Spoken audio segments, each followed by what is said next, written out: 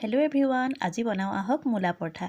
এতিয়া যিহেতু ঠাণ্ডা ছিজনত বিভিন্ন ধৰণৰ চব্জি ওলায় আৰু এই চব্জিবিলাকৰ পৰা পৰঠা বনাই খাই বহুত ভাল লাগে। সেইকাৰণে ভাবিলোঁ আজি ময়ো মূলা পৰঠা বনাওঁ।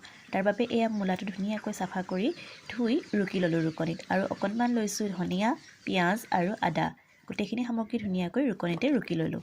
আৰু এয়া আমাৰ 3টা মানুহৰ জোখৰ আটা লৈছোঁ, তাতে অকণমান নিমখ দিছোঁ আৰু অকণমান চাট মছলা আৰু অকণমান জিৰা গুড়ি দিছোঁ।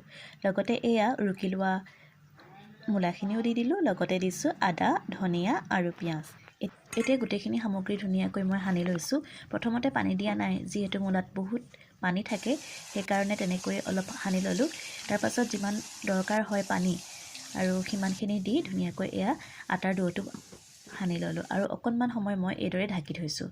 এইদৰে অকণমান সময় ঢাকি থ'লে পিছত পৰঠাখন খাবলৈ বহুত কোমল হয়, ভাল লাগে খাই।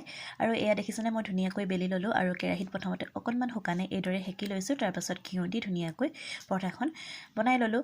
আৰু ৰাতিপুৱা যিহেতু মই ভিডিঅ'টো কৰিছোঁ, সেইকাৰণে বহুত লৰালৰিকৈ দেখুৱাবলগীয়া হৈছে আপোনালোকক। তেন্তে আজিলৈ আহিছোঁ, বাই বাই।